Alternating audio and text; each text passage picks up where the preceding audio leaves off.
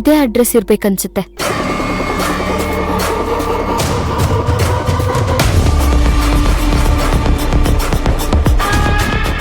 ಮನೆ ಬೀಗ ಹಾಕಿದ್ಯಲ್ಲ, ಏನ್ ಮಾಡೋದು ಈಗ? ಈ ಮನೆಯವ್ರನ್ನ ಕೇಳೋಣ ಇವ್ರು ಎಲ್ಲಿ ಹೋಗಿದ್ದಾರೆ ಅಂತ. ಆಂಟಿ ಆಂಟಿ, ಏನಮ್ಮ? ಈ ಮನೆಯವ್ರು ಯಾರು ಇಲ್ವಾ? ಈ ಮನೇಲಿ ಯಾರು ಬೇಕು ನಿಂಗೆ? ಅದೇ ಸ್ಕೂಲ್ ಅಟೆಂಡರ್ ಆಗಿ ಇಲ್ಲಿ ಕೆಲಸ ಮಾಡ್ತಿದ್ರಲ್ಲ ಅವರು. ಓ ಅವನಾ? ಅದೇನೋ ಹೇಳ್ತಾರಲ್ಲ, ಅಲ್ಪಂಗೆ ಐಶ್ವರ್ಯ ಬಂದ್ರೆ ಅರ್ಧ ರಾತ್ರಿಯಲ್ಲಿ ಕೊಡೆ ಹಿಡಿದ್ರು ಅಂತ ಹಂಗ ಆಡ್ತಾನೆ. ಅವನೆಲ್ ಸಿಗ್ತಾನೀಗ ನಿಂಗೆ? ಈಗಿಲ್ ಸಿಗ್ತಾರೆ ಅಂದ್ರೆ ಮನೆ ಖಾಲಿ ಮಾಡ್ಬಿಟ್ರಾ? ಮನೆ ಏನು ಇನ್ನು ಖಾಲಿ ಮಾಡಿಲ್ಲ. ಮತ್ತೆ? ಅಯ್ಯೋ ಅದೇನ್ ಕೇಳ್ತೀಯ, ಮಾಡೋದು ಅಟೆಂಡರ್ ಕೆಲ್ಸ, ಇನ್ಕಮ್ ಮಾತ್ರ ಲಕ್ಷ ಲಕ್ಷ ಬಂದಂಗೈತೆ.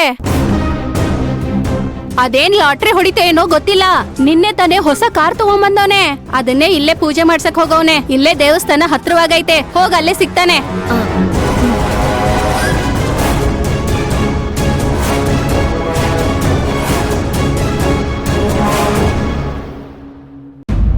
ನಿಮ್ಮಮ್ಮ ಜೈಲ್ಗೆ ಹೋಗಿರೋದು ಒಂಥರ ಅವಮಾನ ಆದ್ರೆ ಇದಿನ್ನೊಂಥರ.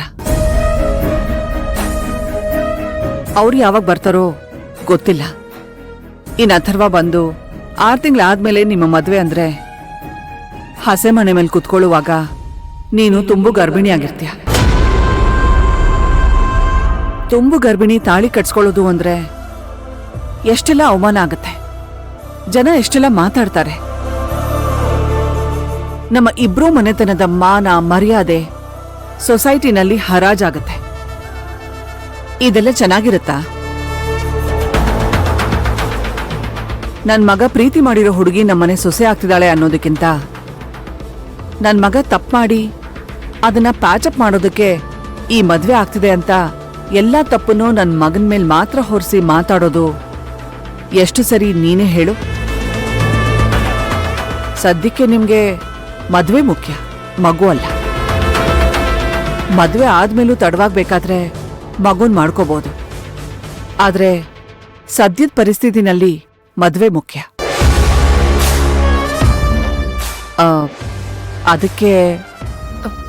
ಅದಕ್ಕೆ ಏನಂಟಿ ಹೇಳಿ. ಇದಕ್ಕೆಲ್ಲ ಇರೋದು ಅಂದ್ರೆ ಒಂದೇ ಪರಿಹಾರ, ಅಬಾರ್ಷನ್.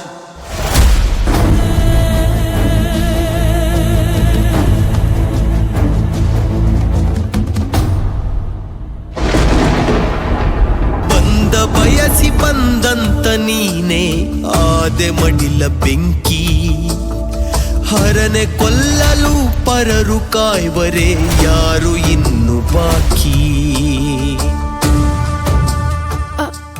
ಅಬಾರ್ಷನ್? ಹೌದು. ನೋಡು, ನಾನು ನಿನ್ಗೆ ಫೋರ್ಸ್ ಮಾಡಲ್ಲ. ಇದು ನೀವಿಬ್ರು ಮಗು ಆಗಿರೋದ್ರಿಂದ ನೀವಿಬ್ರು ಸೇರಿ ಡಿಸೈಡ್ ಮಾಡ್ಬೇಕು. ಆದ್ರೆ ಅಥರ್ವ ಈ ಅಬಾರ್ಷನ್ಗೆ ಒಪ್ಕೊಂಡಿದ್ದಾನೆ. ಕೊಂದವರುಳಿದರೆ ಕೂಡಲ ಸಂಗಮ ದೇವಾ. ಇನ್ 2-3 ತಿಂಗಳಾದ್ಮೇಲೆ ಎಲ್ರಿಗೂ ವಿಷಯ ಗೊತ್ತಾಗೇ ಆಗತ್ತಲ್ವಾ? ಅದಕ್ಕೆ ಚೆನ್ನಾಗಿ ಯೋಚನೆ ಮಾಡಿ ನಿರ್ಧಾರ ತಗೋ. ಇದಕ್ ಮೇಲೆ ನಾನಿನ್ನೇನೋ ಹೇಳಲ್ಲ.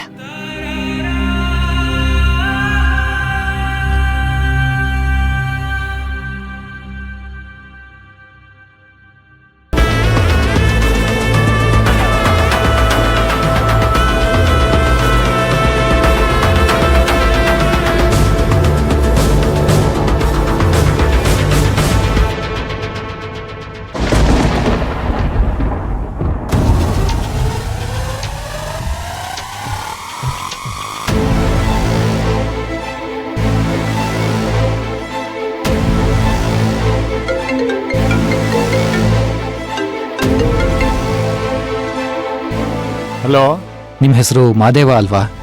ಹೌದು. ನೀವ್ಯಾರು? ನೀವು ಸ್ಕೂಲಲ್ಲಿ ಅಟೆಂಡರ್ ಕೆಲಸ ಮಾಡ್ತಿದ್ದೀರಾ ಅಲ್ವಾ? ಅದೇ ಮಹಾದೇವ ತಾನೆ? ಹೌದು. ನೀವ್ಯಾರು? ಇದನ್ನೆಲ್ಲ ಯಾಕೆ ಕೇಳ್ತಾ ಇದ್ದೀರಾ? ಸ್ಕೂಲಲ್ಲಿ ಕ್ವಶನ್ ಪೇಪರ್ ಕದ್ದು ಮಾರಾಟ ಮಾಡಿರೋದು ನೀನೇ ತಾನೆ? ಯಾರಿ ನೀವು? ಗಾಯತ್ರಿ ಟೀಚರು ತುಂಬಾ ಒಳ್ಳೆಯವರು. ಅಂತರಿಗೆ ನಾನು ದ್ರೋಹ ಬಗೀತೀನ? ನಾನೇ ಕ್ವಶನ್ ಪೇಪರ್ ಕದಿಬೇಕು? ಇದೆಲ್ಲ ನನಗೆ ಗೊತ್ತಿಲ್ಲ. ನನಗೆಲ್ಲ ಗೊತ್ತು. ನನ್ನ ಹತ್ರ ವಾದ ಮಾಡೋದು ಬೇಡ. ಕ್ವಶನ್ ಪೇಪರ್ ಕದ್ದಿರೋದು ನೀವೇ. ಅದ್ಯಾಕೆ ಹೇಳ್ತೀರಾ? ನಿಮ್ಮ ಹತ್ರ ಏನ್ ಸಾಕ್ಷಿ ಇದೆ? ದುಡ್ಡುಗೋಸ್ಕರ ಕ್ವಶನ್ ಪೇಪರ್ ಕದ್ದು ಆ ದುಡ್ಡಿಂದ ಕಾರ್ನ ಪರ್ಚೇಸ್ ಮಾಡಿದ್ಯಾ, ಅದೇ ಸಾಕ್ಷಿ. ಕಾರ್ ತಗೊಂಡಿದ್ದು ನನ್ನ ದುಡ್ಡಿಂದ. ಏನ್ ನಮ್ಮ ಹತ್ರ ಕಾರ್ ತಗೋಬಾರ್ದಾ? ಏನೋ ಲೋನು ಗೀನು ಮಾಡಿ ಕಾರ್ ತಗೊಂಡಿರ್ತೀವಪ್ಪ. ನೀನ್ ಹೇಳಿದ್ದನ್ನ ಹೇಗ್ ನಂಬೋದು? ನೋಡಿ, ನಂಬಿದ್ರೆ ನಂಬಿ, ಬಿಟ್ರೆ ಬಿಡಿ. ನಾನೇನು ಮಾಡಕ್ಕಾಗಲ್ಲ. RR ನಗರ್ ಪೊಲೀಸ್ ಸ್ಟೇಷನ್ ಇಂದ SI ಮಾತಾಡ್ತಾ ಇದ್ದೀನಿ. ನಿಜ ಹೇಳು.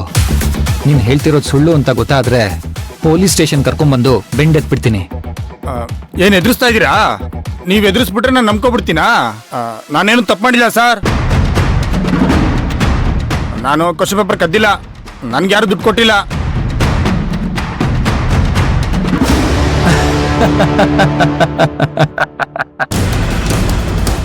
Very good Madev, very good. ಯಾರು ನೀವು? ಯಾಕೆ ನಗ್ತಾ ಇದ್ದೀರಾ?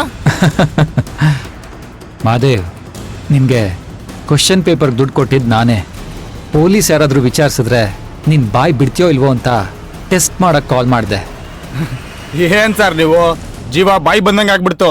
ಸೀದಾ ನರ್ಕಕ್ಕೆ ಟಿಕೆಟ್ ಕೊಡಕ್ ಶುರು ಮಾಡ್ಬಿಟ್ಟಿದ್ದೀರಾ?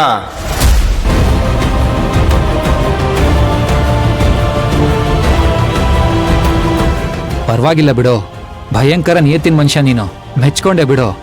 ಸರ್, ನಿಮ್ಮಿಂದ ದುಡ್ಡು ತಗೊಂಡು ನಿಮ್ಮಿಗೆ ಮೋಸ ಮಾಡ್ತೀನಾ ಸರ್? ನೀವ್ಯಾಕೆ ಸರ್ ಬೇರೆ ನಂಬರಿಂದ ಕಾಲ್ ಮಾಡಿದ್ದೀರಾ? ನನ್ನ ನಂಬರಿಂದ ಕಾಲ್ ಮಾಡಿದ್ರೆ ನಿನ್ ನಿಯತ್ತನ್ನ ಪರೀಕ್ಷೆ ಮಾಡೋಕ್ಕಾಗಲ್ಲ ಅಲ್ವಾ? ಅದಕ್ಕೆ. ಓಹೋ, ಹಾಗೆ. ಸರಿ ಮಾದೇವ್, ಇದೇ ಸೀಕ್ರೆಟ್ ಮೇಂಟೈನ್ ಮಾಡಿ. ಬಾಯ್. ಸರಿ ಸರ್. ವಿರಾಟ್ ಅವ್ರೆ, ಎಲ್ಲ ರೆಕಾರ್ಡ್ ಆಗಿದೆಯಲ್ಲ? ಎಲ್ಲ ರೆಕಾರ್ಡ್ ಆಗಿದೆ. Thank you so much. ಅಂತೂ ಸಂಚಿಂದೆ ಯಾರಿದ್ದಾರೆ ಅಂತ ಕನ್ಫರ್ಮ್ ಆಯ್ತಲ್ಲ. ಕ್ವೆಶ್ಚನ್ ಪೇಪರ್ ಕದ್ದು ಪೂಜೆ ಮಾಡಿಸ್ತಾನ. ಈಗಿದೆ ಅವನಿಗೆ ಮಾರಿ ಹಬ್ಬ.